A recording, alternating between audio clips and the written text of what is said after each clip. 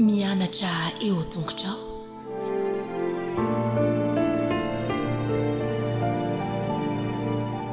Faly miarahaba ny zazakely rehetra indray amin'izao sabata maraina izao. Dia faly be kosa tonga ato tokantranonareo hitondra ny lesona izay tokony ianarantsika. Andao aloha hiaraka hivavaka e. Andriamanitro, faly indray izahay fa notahianao nandritra ny nenimana. Faly indray izahay fa nahazo sabata fitsaharana iarahana aminao, dia iarahana amin'ireto namana mpanaraka ny fandaharan'ireto. Omeo anay ny fahendrena, dia ho zaza endry mankatoa sady mihaino tsara izahay. Amin'ny anaran'i Jesosy, amen. Ny tantara izay hoentiko aminareo indray akantsika lesona ankizy dia ao amin'ny tantaran'ny neny anankiray mitondra ny lohateny hoe nanasitrana renim-pianakaviana anankiray Jesosy. Ny tsy anjerintsika dia ao amin'ny Isaia 1:10. Dia ataoko aloha fa mihaino tsara nareo.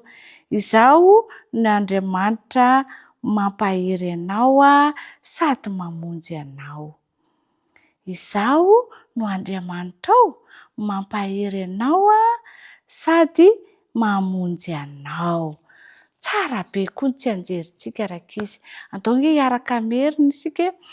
Hoy Jesosy izany miresaka amintsika izy io izaho no Andriamanitrao mampahery anao sady mamonjy anao. Andao averina indray e.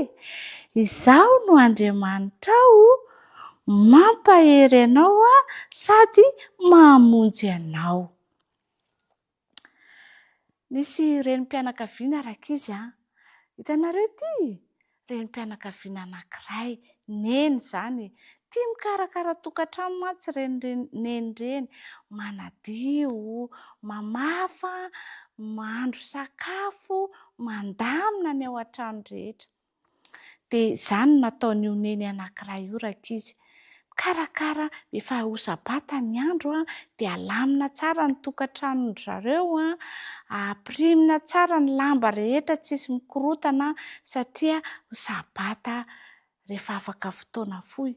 Dia izao koa handray vahiny ange izy e. Rehefa sabata dia handray vahiny izy.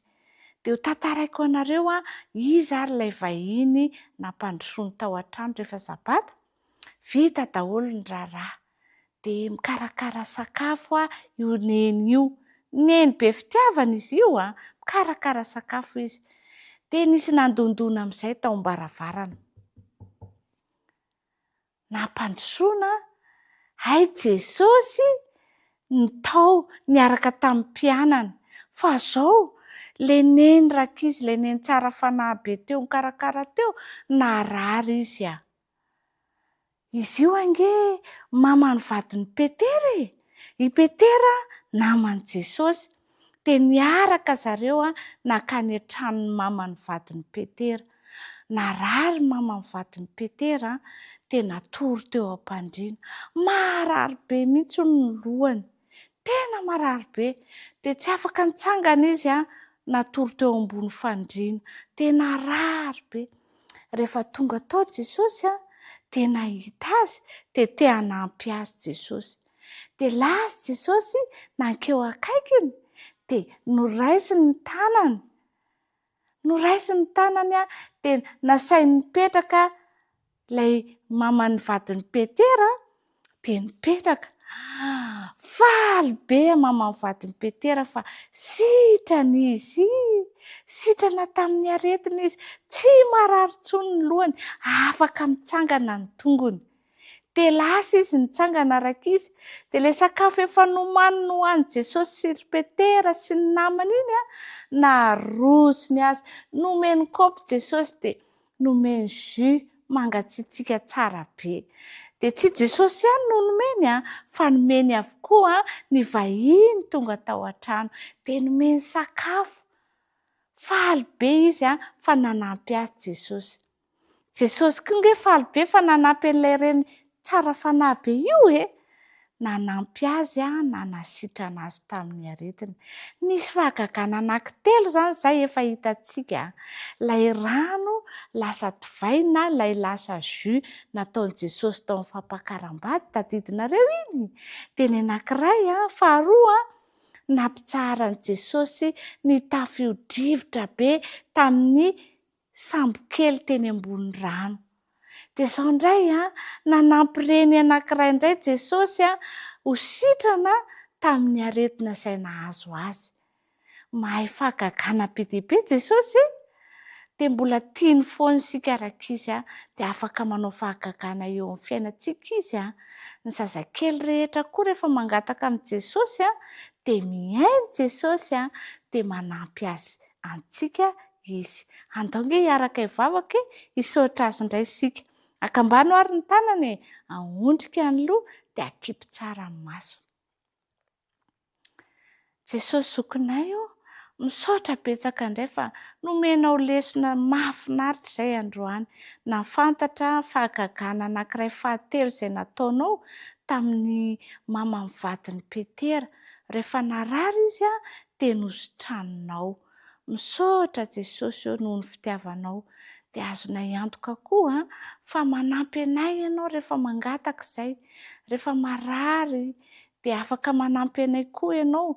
Jesosy omeo finoana ny zazakely rehetra ato an-trano miaraka amin'ny dada sy neny fa mahay manao fahagagana ho anay ianao. Amin'ny anaran'i Jesosy, amen. De amin'ny herin'ny indray fotoanantsika manaraka, andao indray fampikopako tanany. Veloma daholo amin'ny herin'ny indray.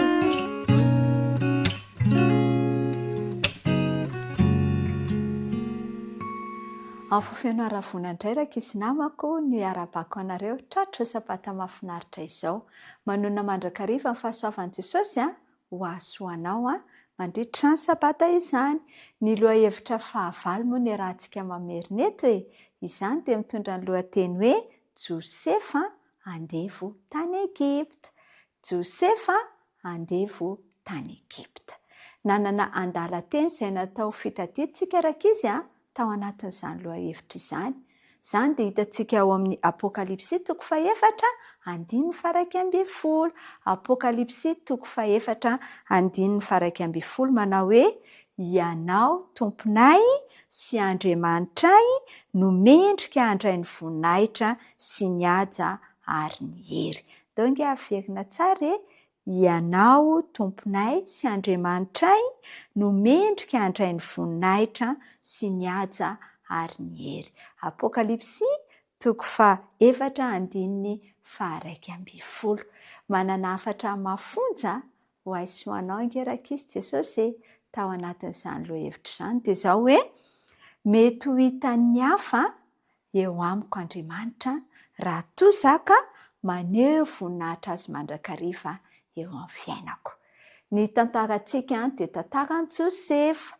Efa mitohy hatrany moa ny tantarantsika rakisy. Tamin'ny lasintsika dia nianatra fa vokatry ny fialonan'ireto rahalahin'i Josefa azy dia namidiny izy ireo lasa andevo rakisy i Josefa.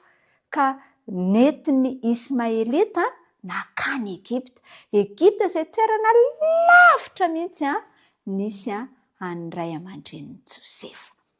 Kanefa na dia nalahelo mafy ary Josefa tao anatin'izany dia tsy afaka nanoatra izy fa tsy maintsy nandeha. Dia lasa izao Josefa ary ankehitriny izy dia tonga tany Egipta. Rehefa tonga tany Egipta izy rak'izy tsy nitazon'ireo Ismaelita ireo fa namidiny tamina manam-boninahitra anankiray dia tsy iza izany fa Potifara. Dia nividian'i Potifara tokoa i Josefa. Niasa tao an-tranony Potifara izy. Rehefa hitan'ny Potifara fa zaza tanora izay manany maha-izy azy ity Josefa ity, satria manam-pahendrena avy amin'Andriamanitra, dia nanapa-kevitra izy rak'izy fa omeny an'i Josefa daholo ny fitantanana ny fananana rehetra tao an-tokantranony. Dia i Josefa izany no nandrindra ny zavatra rehetra tao an-tokantranon'i Potifara ary natsiaro fahasambaran'i Potifara nanana an'i Josefa izay nikarakara tao an-tokantrano. rehefa nandeha ny fotoana nefa dia hita ny vadin'ny Potifara ny rakizy fa tena nanany maha izy azy tokoa Josefa ary tsy vitany hoe tsara toetra izy fa arak'ilay fitenitsika ankizy azy manahoana ny tarehan'i Josefa tsara tarehy bôgôsy kely zany Josefa io menamena volo kely mangamanga maso kely tsara tarehy dia nitsiriritra azy rakizy ny vadin'ny Potifara ary ny fanirian'ny vadin'ny Potifara dia izao hoe hiara-tory amin'ny Josefa mihitsy izay zavatra tsy azon'olona atao raha tsy efa manambady dia nanao ny fomba rehetra izy saingy izao noho ny vavaka sy ny fifandraisana akaiky izay nananan'i Josefa tamin'Andriamanitra rakizy dia nanana fahendrena i Josefa.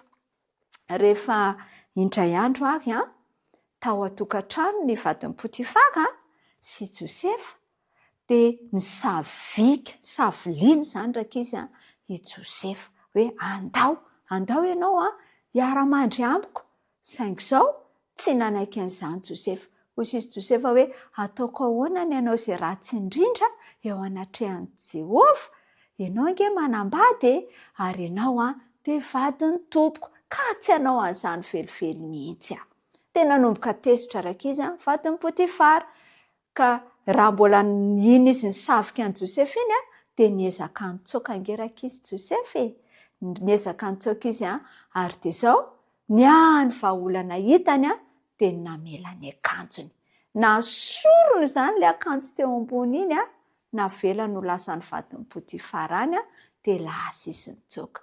Rehefa hita ny vadin'ny Potifara ary izay fihetsika Josefa izay dia nieritreritra izy satria homenatra ihany izy fa ho fantatry ny olona nataony dia niantso vonjy izy rakizy niantso vonjy izy ohatran'ny hoe Josefa indray izany nanao ratsy dia niantso vonjy izy dia tonga ireo mpanompo hafa nahita dia nilazainy fa i Josefa mihitsy ange rakizy no ratsy toetra Josefa mihitsy nanadala azy sy ny sisa satria nipirofo izy dia io ny akanjony ary vokatr'izay zavatra dia nampanatsoina ange Potifara dia rehefa tonga Potifara fantatry Potifara ary Jesosy dia nibitsika tao an-tsain'i Potifara fa tsy olona ratsy akory i Josefa saingy izao tsy maintsy mandray fepetra izany izy ka ny hafaran'i Josefa dia nakany am-ponja nampidirina tany am-ponja i Josefa. Raha tany am-ponja i Josefa nanome tsiny an'Andriamanitra ve izy? Tsy rakizy. Fantany fa ny fijoroany matoky tamin'Andriamanitra no nahatonga azy ho any am-ponja ankehitriny ary mbola manana lalana mahafinaritra ho azy Andriamanitra. Izao sy ianao koa dia izao mety ho alan'ny olona tsika indraindray satria milaza ny marina mandrakariva ny ankizy kely moa mahay mandainga sa tsy mahay mandainga aoka tsika tsy hay handainga satria izay ny toetrantsika ankizy io dia mijoro ao fahamarinana tahaka ny Josefa satria izay ny manome voninahitra an'Andriamanitra. Mety be dia be ny zavatra tsy ho azontsika satria tsika tsy mahay mandainga fa izao hitan'Andriamanitra rakizy ny fijoroantsika mahatoky io. Rehefa mijoro mahatoky manko tsika dia manome voninahitra an'ilay Andriamanitra tompontsika ka ny fanirian'i Jesosy ho azy ho anao ary ankehitriny dia itsika manome voninahitra azy amin'ny lafiny rehetra amin'ny lafim-piainantsika dia hivoaka mpandresy itsika indray andro any eny fa na dia mety ho tahaka an'i Josefa azy dia tadidio fa ho tsara foana ny fiavarantsika satria nijoro mahatoky itsika dia Jesosy homba anao rakizy ho mahatoky mandrakariva miaraka amin'i Jesosy itsika dia izay ny fiarahantsika androany mametraka amin'ny veloma mandram-piaona veloma daholo ho amin'ny manaraka indray.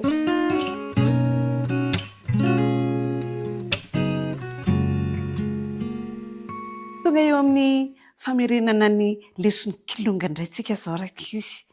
Mandeha ny fotoana efa herinandro fahavalo isika izao efa akaiky ho tapitra indray ny 3 volana fa faly miaraba ny kilonga rehetra aloha kopakopa tanana tratra izao sabaty izao mirary soa antsika rehetra rakizy sy rakizy kely ny kilonga rehetra ny zazakely ny olon-dehibe faly mihaona aminareo amin'ity sabata ity amin'ny famerenana azy lesona izao. Ao ary hivavaka isika alohan'ny anaovantsika ny lesona akambana ny tanana ahondrika ny loha akipy ny maso vavakantsika.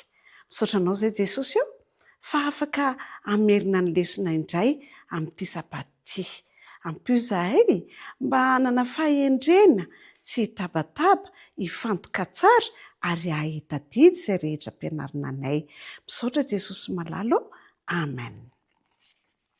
Eny ary herinandro 9 lohateny hoe mba ataovy kely hoe mba enoko ataovy hoe ina lohateny zay indrindra mahay be ny kilonga kely fiainana vaovao tany Egipta.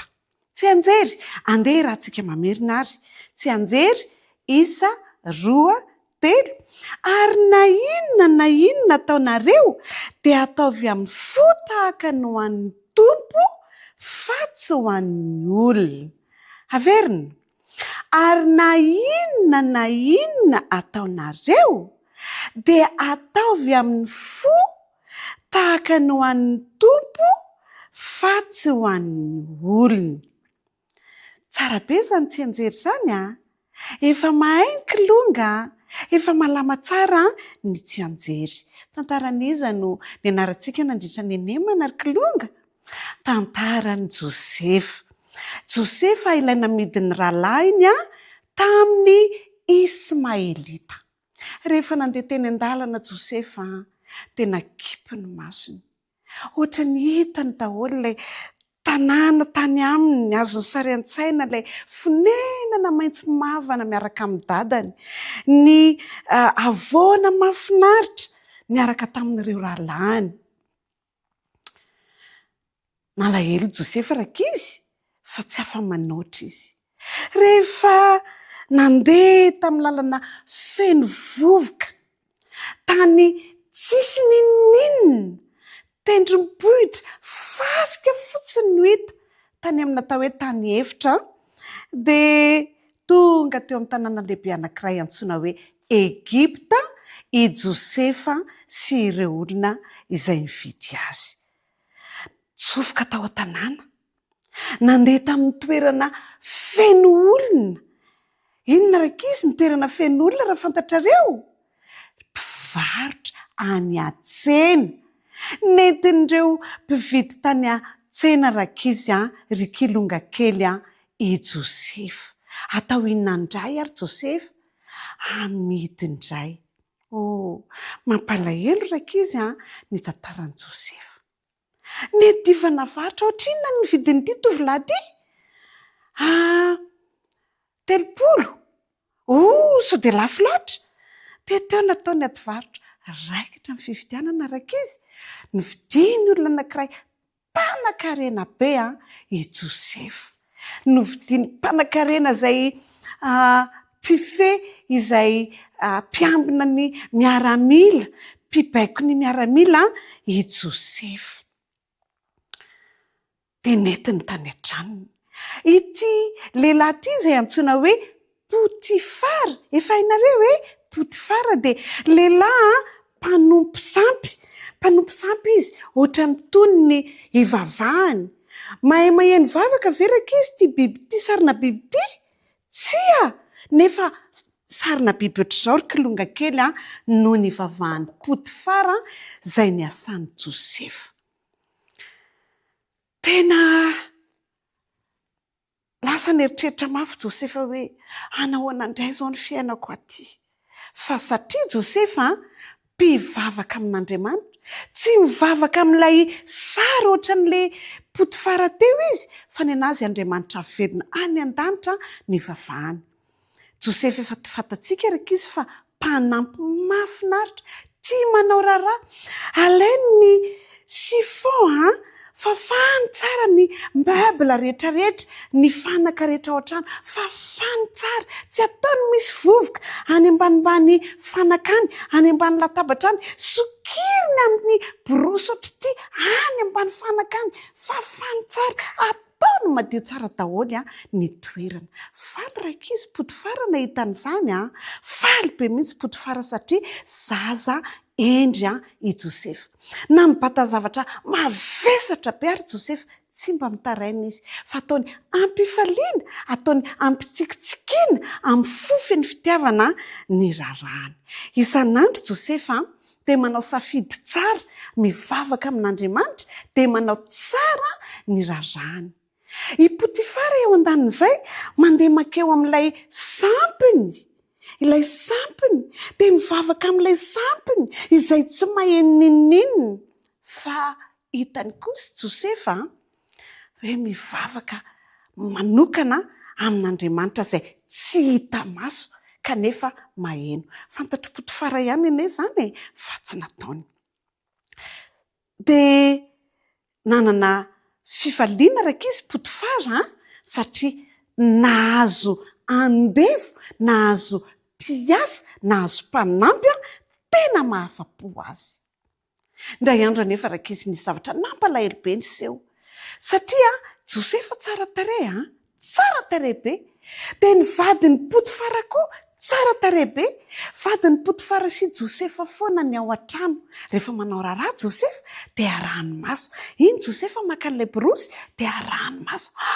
Tao endry be, tao tsara be ny asa ataony dia arahany maso foana. Indray andro rakizy ny saina ratsy tao amin'ny vadin'ny Potifara.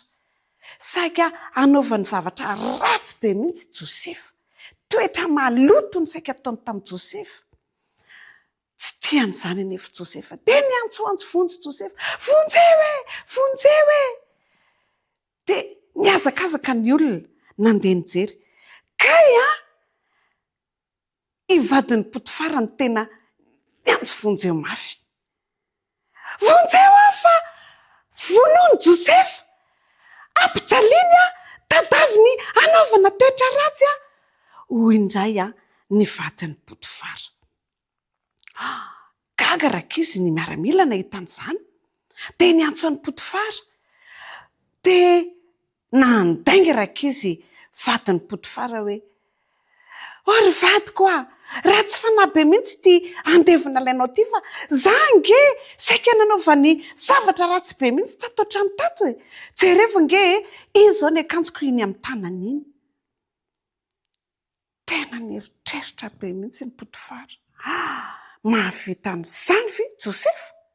Kanefa vokatry ny laingana ataony vadin'ny Potifara dia tezitra ihany i Potifara. Nalainy Josefa dia nataony taiza? Nataony tao an-tranomaizina. Nalahelo Josefa fa saingy noho ny toetra tsara nananany dia nanampy an'ireo gadra rehetrarehetra nifatotra tao amin'ny tranomaizina Josefa. Raha nisy noana tao dia nomeny azy ny anjara sakafony. Raha ohatra ka nisy kivy malahelo dia tambatambaziny Josefa, tambatambaziny nomeny teny fampaherezana, nomeny teny feno fitiavana. Nahita fitia Josefa na dia tany an-tranomaizina ary. Nifidy ny atoko mandrakariva Josefa na dia tany an-tranomaizina ary. Nivavaka mandrakariva tamin'Andriamanitra izy na dia tany an-tranomaizina ary. Nanampy mandrakariva ny olona rehetra teo akaikiny Josefa na dia tany an-tranomaizina azy. Tsy niova ny toetran'i Josefa fa nahatoky hatramin'ny farany Josefa. Vokatr'izay dia hita ny mpiambina ny tranomaizina hoe zaza endry, zaza tsara, olona mahatoky, olona tiany hafa, tiany namany i Josefa. Dia nitantaraina tany amin'ny Potifara hoe tena lehilahy endry ilay Josefa izay nampidirina tao amin'ny tranomaizina. Andao izy avoakantsika fa tena olona mahavita zavatra tsara, olona mivavaka amin'Andriamanitra velona. Rakizy malala, andetsika nahaka ny toetran'i Josefa, ho tia manampy ny hafa mandrakariva, ho tia hijery ny namana, hanome teny fitiavana fa tsy asika amin'ny namana, ho mpanampy hizara fifaliana, hizara sakafo amin'ny namana. Izy ireny ankizy mba manana fikasanana an'izany toetra izany mba tsangano ny tanany. Tena mankasitraka ry kilonga kely eny ary andeha hoentintsika ambavaka ary izay fanapahan-kevitra izay nataontsika izay ho tahaka an'i Josefa, mpanampy ny hafa, mahatoky ary endry hatramin'ny farafofinainy azy. Andeha ara hivavaka ary isike akambana an-tanana, ahodrika ny loha, akipony maso. Misaotra anao zay Jesosy eo fa nomenao lesona tsara ny amin'ny tantaran'i Josefa. Ampio izahay mba ho tia manampy ny hafa mandrakariva tahaka an'i Josefa. Atoko mandrakariva tahaka an'i Josefa, hanome teny mahafinaritra, teny feno fitiavana ho an'izay rehetra manodidina anay. Tahion'ny kilonga rehetra ho zaza endry ary ho tia manompo anao amin'ny fiainany manontolo. Amin'ny anaranao Jesosy eo no anaovanay ny vavaka. Amen. Izay indray ary ny lesitsika androany amin'ny heriny mbola tohizatsika ihany nanahoana ny tantaran'i Josefa. Dia mametraka mandra-piona rakizy amin'ny herindray izany.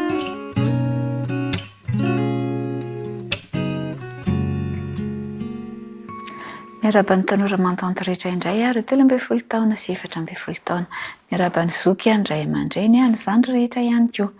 Amerina ny lohahevitra fahavalo izay ninarantsika tamin'ny herinandro isika izay nitondra ny lohateny hoe manongila tsofina ka ny fizarana faharoa no niarantsika nianatra tao anatin'izay. Ny andinina tao tadiana dia ny ao Mateo 5:5-20 andeha rahantsika mamerina izany. Aoka zavy eo mason'ny olona toy izany koa ny fahazavanareo mba hitan'ny asa soa ataonareo ka kalazany ny rainareo izay any an-danitra. Indray andro nisy namana kristiana iray nandeha fiaramanidina izy ary rehefa nipetraka teo amin'ny sezana izy dia nahatazana lehilahy indiana iray mpitarika fivavahana izy ity. Nahasarika azy nijery an'ity mpitarika fivavahana indiana ity satria nanao akanjo fotsy izy, ny volom-bava ny lava, ny volo ny lava ihany koa, ary dia nipetraka teo akaikiny ity mpitarika fivavahana indiana ity. Rehefa nandeha teny an-tany ny fiaramanidina dia nanomboka niresaka ilay namana kristiana, niresaka ny amin'ny Jesosy, niresaka ny amin'ny fitiavany, ny famoronany an'izao tontolo izao sy izay rehetra fantany ny momba an'i Jesosy. Dia niaino ampahalianana ilay mpitari-pivavahana indiana tamin'izay fotoana izay.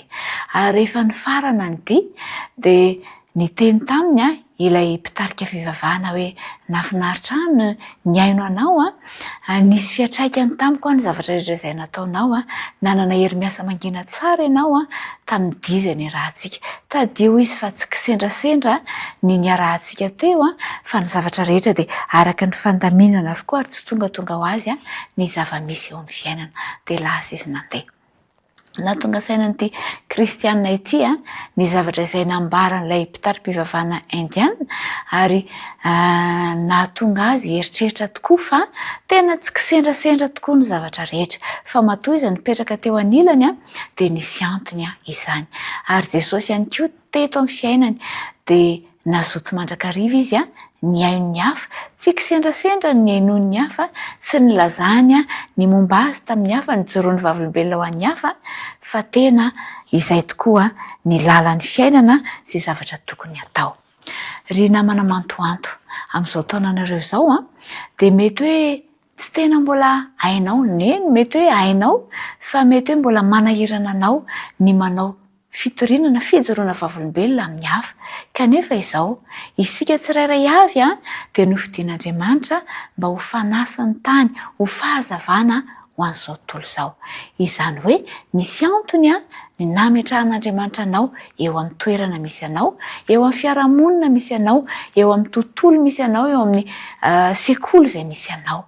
Tsy kisendrasendra ny antony ireny fa Andriamanitra dia manana planina ho anao ary manana antony na matoa izy nametraka anao teo amin'ny toerana eo. Ka inona no azonao atao ho amin'ny manodidina anao? Inona no azonao atao ho an'ireo namanao? Azonao atao ny miaino. Mety hoe misy manana olana izy ireny, mety hoe misy zavatra mahafaly ihany koa izy ireny, dia anjaranao ny manongila tsofina, miaino izy rehetra amparan'izy ireny. Araka ny efa nianarantsika tamin'ny herinandro dia hoe miaino tsy mitsaratsara fa miaino ampahalianana toy izay nataon'i Jesosy. Dia azontsika atao ny manao izany. Inona no anton'izany? Mba hahatonga antsika ho fanasina sy ho fahanazavana ho an'ny hafa no anton'izany rehetra izany. Fa azontsika atao ihany koa ny milaza, ny mitory ny amin'ny fitiavan'i Jesosy ary irariana indrindra izany. Ny ahafahantsika mijoro vavolombelona, ny amin'ny fahatsaran'Andriamanitra arak'ilay andininy izay natao fidadidy teo dia ilaintsika manao soa amin'ny hafa mba ahitany hafa fa manana an'Andriamanitra tokoa isika eo amin'ny fiainantsika. Ka noho izany ry tanora matoanto dia ndao isika hanao fanandramana vaovao indray. Andeha isika hijoro vavolombelon'i Kristy amin'ny hafa rehetra ka isika dia hisy fiantraikany tsara amin'ny manodidina antsika. Ny hafa rehetra dia ahafantatra hoe nafinaritra ny olona kristiana anankiray iny satria toy izao ny fiantraikany teo amin'ny fiainako. Ary isika ihany koa dia azoto hiaino izay ambarany amintsika ka hitarika azy ireo ho eo amin'i Jesosy ny fiainontsika, ny olany sy ny fifaliany. Dia andesika hanao izay fanandramana izay ary. Dia mirary soa ny tanora mantoanto rehetra amin'ny herinandro dia hiditra lohahevitra hafa indray isika fa izao dia ho ampiarintsika ny mahay miaino ny manodidina antsika. Izay indray ary ny fiarahantsika dia mirary soa indrindra ho an'ny tanora mantoanto rehetra. Veloma daholo.